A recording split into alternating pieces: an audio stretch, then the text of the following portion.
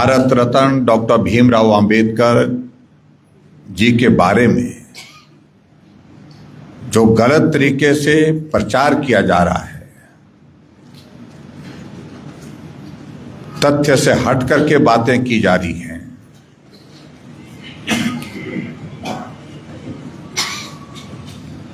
उसमें ठीक प्रकार से उनके जीवन के बारे में, जीवन की कठिनाइयों के बारे में, उनका जो योगदान देश की आज़ादी के लिए, देश की आज़ादी के बाद भारत के संविधान के निर्माण के लिए जो रहा है, और समाज के जो पिछड़े वर्ग के लिए, जो अनुसूचित जाति के साथी हैं, उनको आगे बढ़ाने के लिए रहा है, उन सारी बातों को ठीक प्रकार से समाज के सामने प्रस्तुत करना, ठीक प्रकार से लाना, ठीक प्रकार से रखना, ये आज की आवश्यकता महसूस हो रही है। और मैं इस बात के लिए आप सबका भी धन्यवाद करता हूं कि आप बड़ी संख्या में आज के इस कार्यक्रम में यहां पर पहुंचे हैं, और जगह छोटी पड़ गई।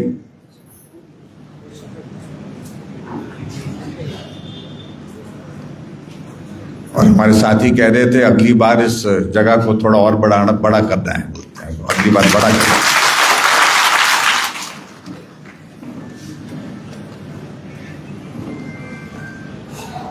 मैं आदरणीय सुरेश कश्यप जी का और विनोद जी का धन्यवाद करता हूं। उनने बहुत महत्वपूर्ण विषयों पर यहां आप सबके बीच में जानकारी दी है। इस विषय को लेकर के कि डॉक्टर भीमराव अंबेडकर जी का इस देश के लिए क्या योगदान रहा है,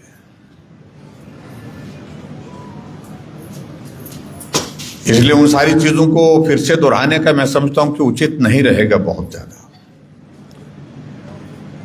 लेकिन मैं इस पे थोड़ा से 2-3 चीजों का जिक्र मैं जरूर करना चाहूंगा। मित्रों, एक वक्त जब देश आजाद नहीं था,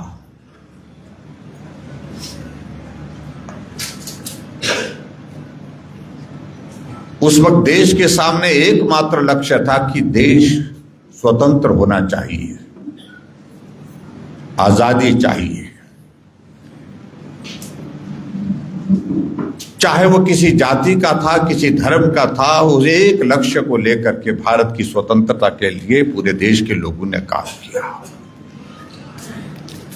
ना ही उस वक्त कोई राजनीतिक दल था और ना ही राजनीतिक दल बनाने की आवश्यकता महसूस होती थी।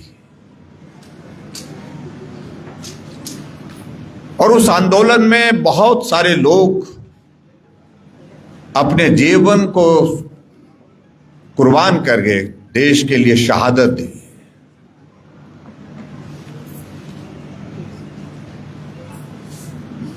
जब अंग्रेजों को इस बात को लगा कि अब भारत के अंदर स्वतंत्रता का आंदोलन बहुत जोर पकड़ चुका है, इस तरह से यहां पर बने रहना ये लंबे समय के लिए अब संभव नहीं है, ये देश छोड़ना पड़ेगा।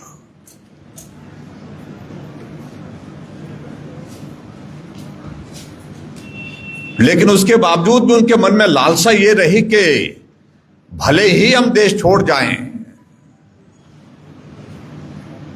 लेकिन हालात ऐसे बने आने वाले समय में देश के सामने, समाज में इस तरह से विभाजन हो, समाज में इस तरह से चीजें हो जिसके कारण लोग फिर से हमको बुलाएं कि हमारे बस की बात नहीं है, आप बेहतर शासन चलाते हैं और इसलिए आप ही आइए। ऐसा कौन व्यक्ति कर सकता है? इन सारी चीजों को लेकर के अंग्रेजों ने बहुत बड़ा एक प्रयत्न किया, प्रयास किया कि भले ही भारत स्वतंत्र हो जाए, लेकिन उसके बावजूद यहां का शासन ऐसे व्यक्ति को देना चाहिए जो शासन यहां पर करे, लेकिन वो हमारी वैचारिक, हमारे कल्चर से जो है वो प्रभावित हो। और इसलिए मैं इस बात का मैं जिक्र करना चाहूंगा जब देश की आजादी का दौर नजदीक आया तो यहां देश को चलाने के लिए, संचालन के लिए व्यवस्था क्या हो, कौन व्यक्ति हो जो इसका नेतृत्व करे, जो सरकार बना करके चलाए, इंटरिम गवर्नमेंट बना करके चलाए।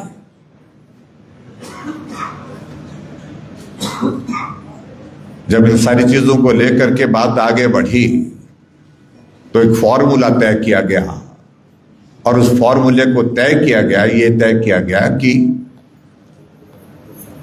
उस वक्त 15 राज्य थे एक तरह के, जिनको रियासत का दर्जा के रूप में स्वीकार किया गया था। उन 15 राज्यों में जो कांग्रेस, सही मायने में कांग्रेस राजनीतिक दल नहीं था, कांग्रेस जो है वो स्वतंत्रता आंदोलन के लिए एक प्लेटफॉर्म था, एक मंच था, एक जो है माध्यम था। उन 15 राज्यों में जो कांग्रेस के जो अध्यक्ष हैं वो किसका पक्ष रखते हैं, इन सारी चीजों को लेकर के एक फॉर्मूला बनाया कि बातचीत करके कोई रास्ता इस प्रकार से निकाला जाए। तो 15 राज्यों के अध्यक्षों में जब 2 लोगों के बीच में इस देश को संभालने के लिए कौन व्यक्ति होगा, तो उसमें जब वोट डाले गए तो 14 वोट सरदार वल्लभ भाई पटेल जी को मिले, 1 वोट कांग्रेस का, एक वोट जो है वो नेहरू के पक्ष में था। ये इतिहास का हिस्सा है। लेकिन नेहरू जी हर हालत में चाहते थे कि मैं शासन करूं। नेहरू जी गांधी जी के पास गए कि बहुमत मेरे पक्ष में नहीं है, मैं जानता हूं, लेकिन उसके बावजूद भी मैं चाहता हूं कि बागडोर मेरे हाथ में आए। और ऐसी सूरत में गांधी जी के सामने सिर्फ एक ही बात को लेकर के उनको एक ही लग रहा था कि अब कोई कमी ऐसी नहीं छूटनी चाहिए जिससे हमारी स्वतंत्रता हाथ में आई हुई हाथ से निकल जाए। और अंग्रेजों ने भी इस बात के लिए दबाव डाला, क्योंकि कल्चर के हिसाब से, विचार के हिसाब से, विचारधारा के हिसाब से अंग्रेजों को लगता था कि नेहरू देश के प्रधानमंत्री बनेंगे तो ये एक तरह का शासन हमारा ही चलेगा, क्योंकि वो हमारे विचार से मिलते हैं, वो हमारे कल्चर से मिलते हैं। अगर सरदार वल्लभ भाई पटेल जी अगर देश के प्रधानमंत्री बना दिए जाते हैं तो हमारे अनुरूप चीजें इस देश के अंदर होना बंद हो जाएगी। और इसके बाद फिर आगे बढ़ करके जो चीज हुई कि आखिरकार गांधी जी के पास नेहरू जी गए, गांधी जी के पास उनने कहा कि बहुमत इस तरह जा रहा है, लेकिन बनना तो मुझे है। आप जो है वो सरदार वल्लभ भाई पटेल जी को बुलाइए और उन्हें कहिए कि वो अपना नाम वापिस लें। और आखिरकार गांधी जी ने उसमें अपनी भूमिका निभाई कि देश बहुत मुश्किल के बाद, बहुत बड़े बलिदान के बाद जो है वो स्वतंत्र होने की दिशा में आगे बढ़ रहा है। और ऐसी सूरत में अब इस वक्त हमको आपस में मतभेद नहीं रखना चाहिए, लड़ाई नहीं रखनी चाहिए। इसलिए मेरा आपसे विनम्र आग्रह है कि आप अपना नॉमिनेशन वापस लें और नेहरू जी को देश का प्रधानमंत्री बनने के जो है आप सहयोग करें। और नेहरू जी ने जो प्रस्ताव रखा, गांधी जी ने वो प्रस्ताव जो है वो सरदार वल्लभ भाई पटेल जी के समक्ष रखा, तो सरदार वल्लभ भाई पटेल जी ने उसको स्वीकार किया। इसलिए स्वीकार किया क्योंकि गांधी जी के प्रति उनका सम्मान बहुत ज्यादा था। और आखिरकार नेहरू जी देश के प्रधानमंत्री बने। ये सच्चाई है, ये हकीकत है। इसके बारे में कम बोला जाता है, कब लोग जानकारी रखते हैं। जब देश आजाद हो गया तो स्वाभाविक रूप से पहले तो बड़ा सबसे कठिन काम था, वो थी देश की आजादी, देश की स्वतंत्रता। उस पड़ाव को जो पार कर लिया, उसके बाद दूसरी हमारे सामने जो बड़ी बातें थी, वो बातें थी कि देश स्वतंत्र हो करके चलेगा कैसे। देश का अपना संविधान होना ये बहुत आवश्यक है। कानून अंग्रेजों का बनाया हुआ कानून चलता था, लेकिन भारत का अपना संविधान जब बनेगा तो ही भारत का कानून चल पाएगा। तो इसलिए उसके पश्चात जो दो चीजें सबसे कठिन थी, सबसे जटिल थी, वो दो चीजें, एक तो ये थी कि भारत का संविधान का काम किसको सौंपा जाए। तो ये सौंपने के लिए नेहरू जी की मनस्थिति नहीं थी कि डॉक्टर भीमराव अंबेडकर जी को दिया जाए, जो 32 डिग्रियों के साथ जो है वो अध्ययन में निपुण थे, जिनके पास डॉक्टरेट की 3 डिग्रियां थी और जिनको जो है वो संविधान के बारे में बहुत ज्यादा जानकारी थी दुनिया भर की। ऐसी सूरत में उनका मन नहीं था, लेकिन फिर भी उसके बावजूद और कोई रास्ता नहीं दिखा। वो तो चाह रहे थे, नेहरू जी तो ये चाह रहे थे कि संविधान सभा के सदस्य के रूप में भी जो है डॉक्टर भीमराव अंबेडकर जी को ना रखा जाए, लेकिन हालात ऐसे बने जिसके कारण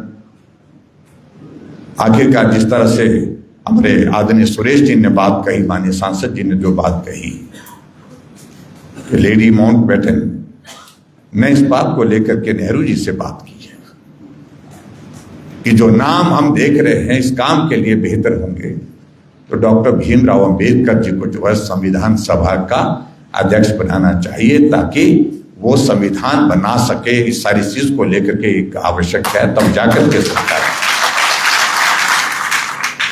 तो मैं कह रहा हूं, देश की आजादी के बाद सबसे कठिन काम भारत का संविधान बनाना था, और ये कठिन काम किसी के जिम्मे लगाया जिनका जीवन संघर्ष के दौर में से गुजरा, जिनने समाज में कई उतार चढ़ाव देखे, कई बार समाज की कुरीतियों के कारण जलालत के दौर में से वो गुजरे, तो ये काम डॉक्टर भीमराव अंबेडकर जी को दिया। और उसके बाद आपने इस बात को भी देखा होगा, तो दूसरा जो सबसे कठिन काम था वो ये था कि जब भारत आजाद हुआ तो उस वक्त भारत में छोटी छोटी रियासतें, छोटी बड़ी रियासतों को मिलाकर के 562 रियासतें थी, 562 रियासतें थी। उन रियासतों को इकट्ठा करने का काम, भारत एकजुट हो, एक भारत का स्वरूप बने, उसके लिए काम किसको देना पड़ा? गृह मंत्री के नाते, पहले गृह मंत्री के नाते सरदार वल्लभ भाई पटेल जी को। दोनों जो है नेहरू जी के विचार के हिसाब से नहीं थे। चाहे डॉक्टर भीमराव अंबेडकर जी की बात कहें, चाहे हम सरदार वल्लभ भाई पटेल जी की बात कहें, तो आज के इस दौर में जहां हम आज के इस कार्यक्रम में यहां पर बैठे हैं भाई और बहनों, मुझे लगता है कि इस बात को समझने की आवश्यकता है, जो पार्टी देश की नहीं दुनिया की सबसे बड़ी पार्टी इस अभियान को लेकर के डॉक्टर भीमराव अंबेडकर जी के सम्मान अभियान को लेकर के क्यों कार्यक्रम बनाया? क्योंकि बहुत सारी बातें सच्चाई में जमीनी स्तर पर लोगों के बीच में नहीं पहुंच पाई हैं। ये जिम्मा हमारा है कि डॉक्टर भीमराव अंबेडकर जी जब तक जिंदा रहे तब तक जलील करते रहे कांग्रेस के नेता, और जब वो जिंदा नहीं भी रहे तो भी जलील करते रहे। ये जानकारी हमारे सभी देशवासियों को होनी चाहिए, इसलिए ये अभियान की आवश्यकता महसूस हुई। बहुत सारी बातों का जिक्र हो गया यहाँ पर, बातों में मैं समझता फिर से रिपीट करना उचित नहीं होगा। क्या ये सत्य नहीं है? 1952 में लोकसभा का चुनाव हराने के लिए नेहरू जी ने क्या किया? 74,333 वोट जो है उनके रिजेक्ट किए, जिसके कारण वो मात्र 11,000 वोट से चुनाव हार गए। 1954 में, जिसका जिक्र मुझसे पहले हमारे साथियों ने किया, उपचुनाव हुआ लोकसभा का, लेकिन डॉक्टर भीमराव अंबेडकर को हराने के लिए नेहरू जी देश के प्रधानमंत्री होकर के उनके खिलाफ प्रचार करने के लिए वहां पर पहुंचे। 2 सभाएं उनने उनको चुनाव में हराने के लिए वहां पर की। तो क्या डॉक्टर भीमराव अंबेडकर जी के प्रति जिस प्रकार से कांग्रेस के लोग आज कहते हैं संविधान खतरे में है, संविधान की किताब लेकर के चले हैं, अगर उनके प्रति सम्मान का भाव होता तो ये स्थिति नहीं होती। और वैचारिक मतभेद कहां से हुए? वैचारिक मतभेद होने की शुरुआत वहां से हुई जब नेहरू जी का जो रुझान उनने देखा कि समाज के उस वर्ग के लिए नहीं जो पिछड़ा हुआ है, जो गरीब है, जो डाउन ट्रोडन है, अनुसूचित जाति का है, उसके प्रति कम हो रहा है, लेकिन मुस्लिम के लिए ज्यादा हो रहा है, मुसलमानों के लिए ज्यादा हो रहा है। इसलिए धारा 370 का विरोध किया डॉक्टर भीमराव अम्बेडकर। आवश्यकता नहीं। जब कश्मीर जो देश की रियासत बन गई, देश का हिस्सा बन गया, देश का राज्य बन गया, तो धारा 370 क्यों होनी चाहिए? धारा 370 का अभिप्राय उस वक्त ये था कि एक तरह का जम्मू कश्मीर के लिए कि आपके जम्मू कश्मीर जाने के लिए जो एक तरह का परमिट होता था, वीजा होता था, जैसे दूसरे देशों में जाने के लिए, उस व्यवस्था को भी रखा गया था। डॉक्टर भीमराव अंबेडकर जी ने विरोध किया। जब देश का राज्य बन गया जम्मू कश्मीर तो इसकी आवश्यकता नहीं। लेकिन राजनीतिक दृष्टि से लगता था, कांग्रेस को लगता था, नेहरू जी को लगता था ये आवश्यक है और इसलिए उन्होंने रखा। और मैं बधाई देना चाहता हूं देश के यशस्वी प्रधानमंत्री नरेंद्र मोदी जी को, जिस बात के लिए डॉक्टर भीमराव अंबेडकर अपने जीते जी लड़ते रहे, आज वो दुनिया में नहीं है। उनकी आत्मा कहीं भी अगर सुन रही होगी तो उनको सुकून मिल रहा होगा कि जिस धारा 370 का मैंने जो है विरोध किया था, उस धारा 370 को समाप्त किया तो भारत के प्रधानमंत्री नरेंद्र मोदी जी ने किया, भारतीय जनता पार्टी के नेतृत्व।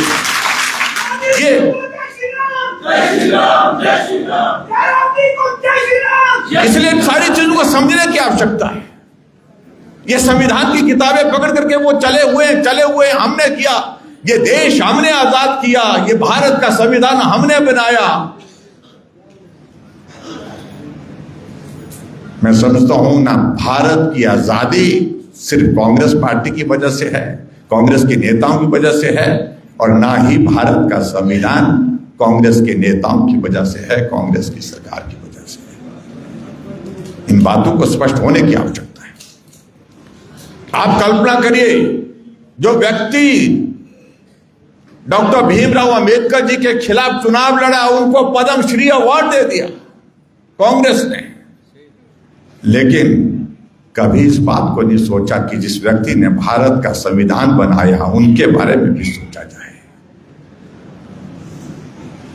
जब भारतीय जनता पार्टी की गठबंधन की सरकार बनी 1990 में, भले ही प्रधानमंत्री वीपी सिंह जी थे उस वक्त अटल जी आडवाणी जी ने इस बात को लेकर पुरजोर जो है अपना पक्ष रखा कि जिस व्यक्ति ने भारत का संविधान बनाया है उनको भारत रत्न से सम्मानित करना चाहिए।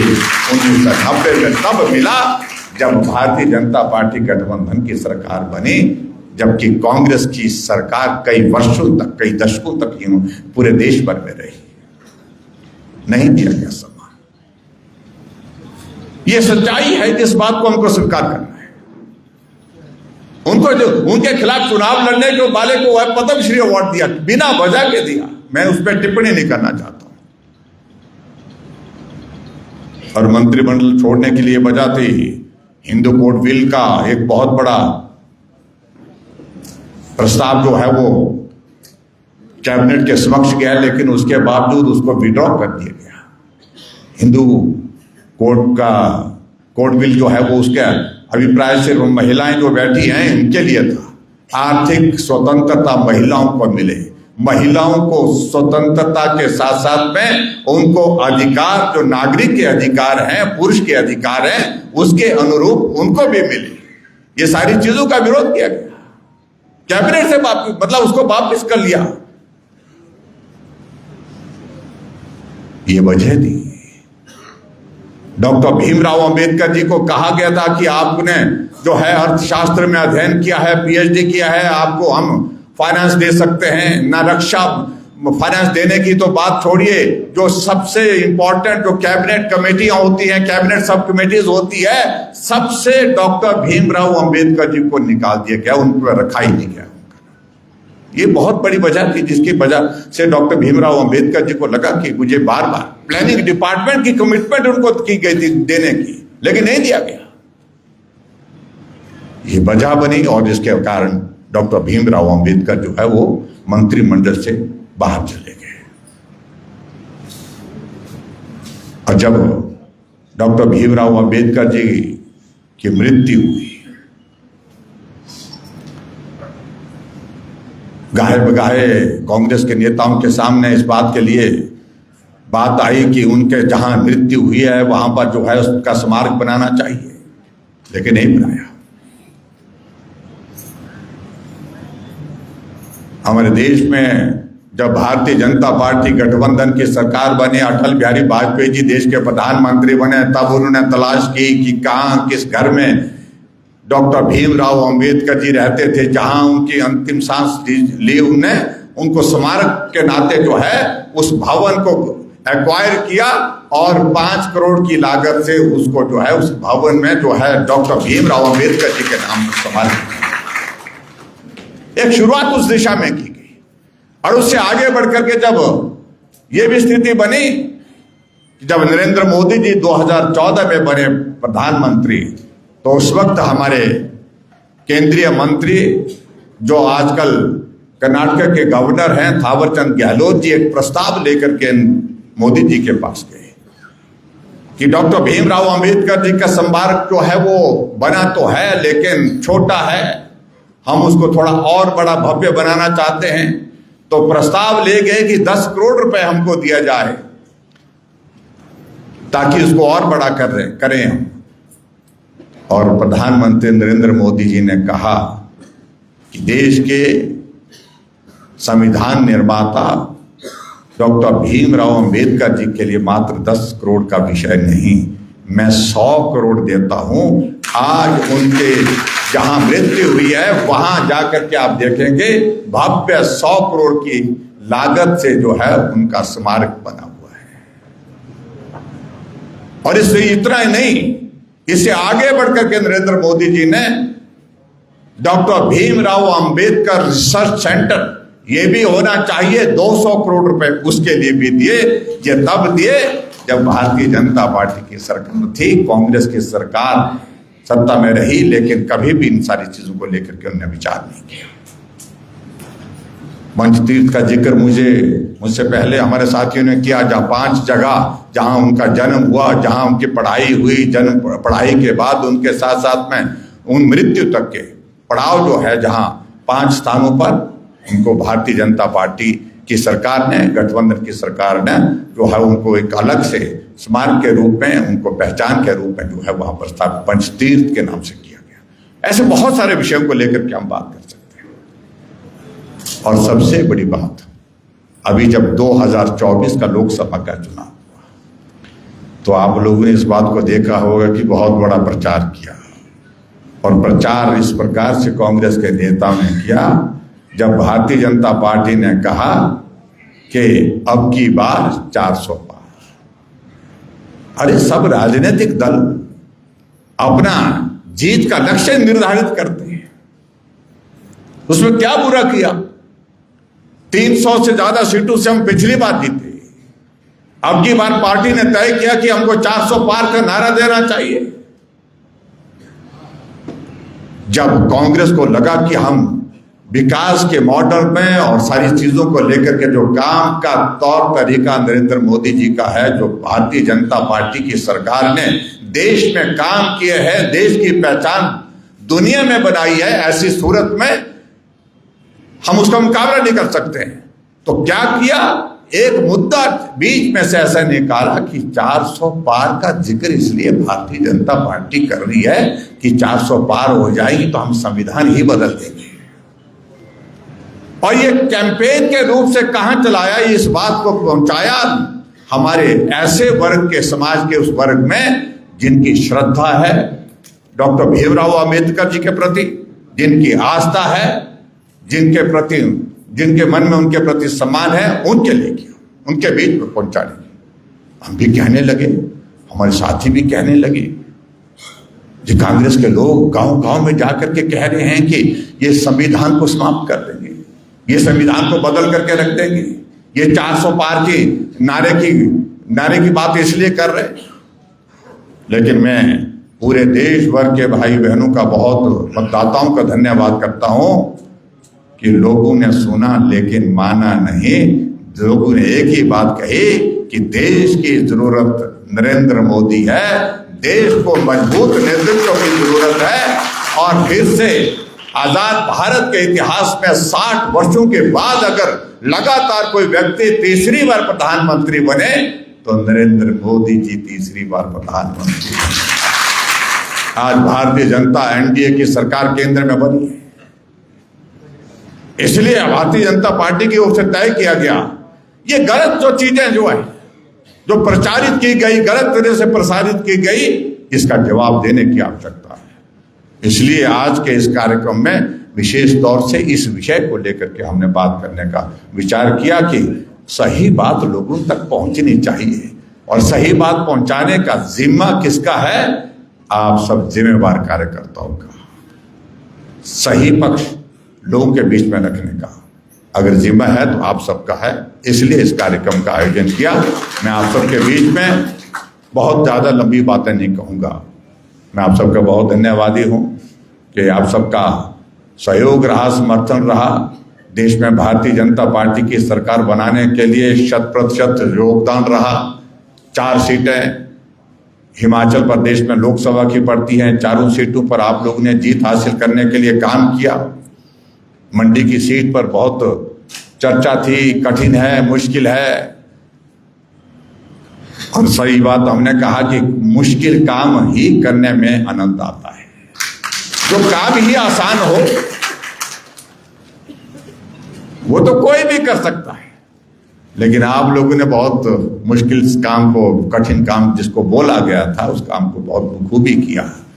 और शिमला के बारे में भी ऐसे कहते थे, यहाँ सुरेश कश्यप जी हमारे बीच में सांसद बनकर के दूसरी बार यहाँ पर हैं, इनको भी हम बधाई देते हैं।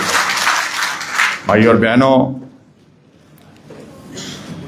हिमाचल प्रदेश में कांग्रेस की सरकार का आधा वक्त निकल गया।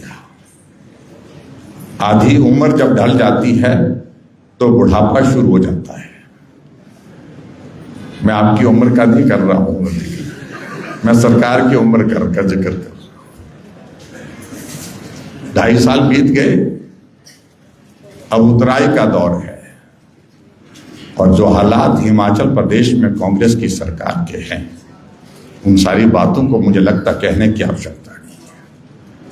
अब तो बोल रहे हैं, मंडी वाले ने तो पहले भी बोल दिया था, ठीक ही बोला था कि बाद में पछताएंगे भाई, इसलिए कमी मत छोड़िए। लेकिन कई जगह कमी छूट गई, जो छूट गई उसके कारण आज पूरा प्रदेश जो है एक कोने से दूसरे कोने तक याद कर रहा है भारतीय जनता पार्टी की उस सरकार का, जब काम हुआ करते थे, विकास हुआ करते थे।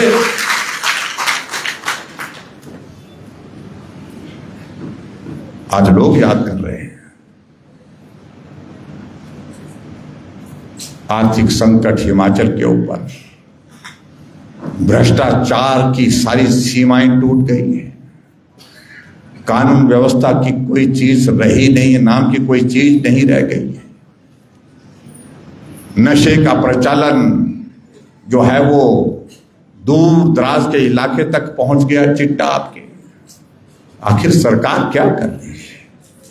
ये बहुत सारे प्रश्न खड़े कर रही है। इधर बोलती है सरकार पैसा नहीं है, और उधर अखबार का, नेशन हेराल्ड का जो मामला है, जो जिसमें ईडी जांच कर रही है, जिसमें कोर्ट में मामला चल रहा है, राहुल गांधी और सोनिया गांधी दोनों जमानत पर हैं, जिसमें लगभग 2000 करोड़ रुपए की संपत्ति नेशनल हेराल्ड की परिवार के नाम कर दी गई है। और शोर ये डाल रहे हैं कि जांच क्यों हो रही है। आज भी मैं देख रहा था कि शिमला में अब हिमाचल के नेताओं की बस की बात तो रही नहीं। राजस्थान से मेरी ससुराल से लेकर के आए हैं गहलोत जी को कि आप पक्ष रखिए कांग्रेस पार्टी की सरकार, कांग्रेस पार्टी की पक्ष रखिए कि नेशनल हेराल्ड बड़े मामले को लेकर के प्रेस कॉन्फ्रेंस शिमला चल रही है, आज बैठक चल रही है।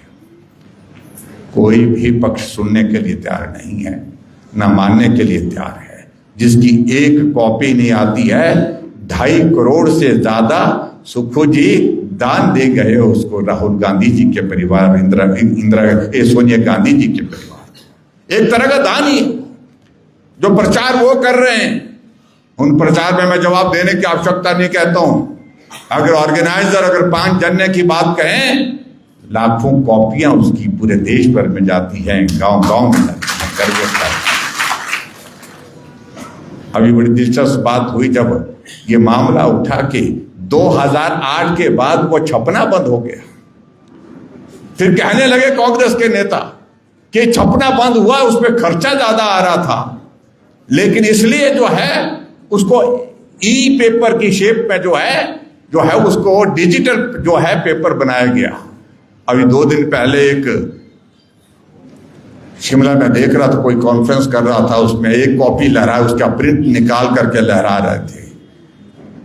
मुझे बड़ी इस सारी चीज को मैं ज्यादा नहीं कहना चाहता हूं, किसी और दिन इस बारे में कहेंगे, लेकिन मैं आप सबके बीच में इतना कहना चाहता हूं। आज हालात ये हो गए कि गरीब आदमी का इलाज के लिए एक माता जिसे हमारा मिलना हुआ चंबा के उस हॉस्पिटल में, जिसने अपने जेवर जो है वो दुकान में गिरवी रख करके जो अपने इलाज के लिए वो अपने जेवर देती है। जो हिमकेयर की हमारी योजना चलती थी, उस योजना को बंद कर दिया। आज हिमाचल प्रदेश में ये हालात हैं कि भ्रष्टाचार के हालात ये बन गए कि हिमाचल प्रदेश में चीफ इंजीनियर बिमल नेगी जो ट्राइबल के बैकग्राउंड के एक ईमानदार अधिकारी थे, उनकी हत्या हो जाती है, हत्या होती है या आत्महत्या होती है। ये जांच का विषय है। उस सारे मामले को दबाने के लिए सीबीआई की मांग परिवार के लोग कर रहे हैं। पूरा प्रदेश सीबीआई की जांच की मांग कर रहा है, लेकिन उसके बावजूद जांच के आदेश नहीं दिए गए। अंततः उनके परिवार के सदस्य को जाकर के हाई कोर्ट में मांग करनी पड़ी कि सीबीआई की जांच की जाए। और ये जो प्रदेश सरकार जो जांच कर रही है, उस जांच में बहुत सारे प्रश्न खड़े हैं। बहुत चीजों का जिक्र करेंगे तो मुझे लगता है कि बहुत लंबा समय लगेगा। मित्रों, मैं आप सबका आज के इस कार्यक्रम में यहाँ आप सब आए, आप सबका मैं धन्यवाद करता हूँ। और विशेष तौर से आदरणीय संगठन महामंत्री श्री सिद्धार्थन जी आज के इस कार्यक्रम में यहाँ पर हमारे बीच में हैं। हमने कहा था कि आपका मार्गदर्शन हम तो रोजाना बोलते रहते हैं, आप भी बोलिए। मैं कहा कि नहीं, आज आप ही बोलिए। इसके बाद बैठक है, उस बैठक में रहेंगे। तो मैं आपका भी हृदय से अब धन्यवाद करता हूं और सभी कार्यकर्ताओं से, सभी साथियों से इस बात के लिए निवेदन करता हूं, जो पॉइंट्स आज आपके बीच में यहाँ पर डॉक्टर भीमराव अंबेडकर के इस कार्यक्रम के लिए सम्मान अभियान के अंतर्गत इस विषय पर रखे गए हैं, हमारे पार्टी की ओर से, प्रमुख नेताओं की ओर से, उन सारी चीज़ों को लेकर के समाज के बीच में जाकर के बात कहनी होगी। और जो कांग्रेस का जो झूठा प्रचार है उसको एक्सपोज करना होगा। ये आज की आवश्यकता है। आप सब आए, आप सबका आज के इस कार्यक्रम के लिए बहुत बहुत धन्यवाद। मैं आप सबका ज़्यादा समय न लेता, यहीं अपनी बात को समाप्त करता हूँ। नमस्कार।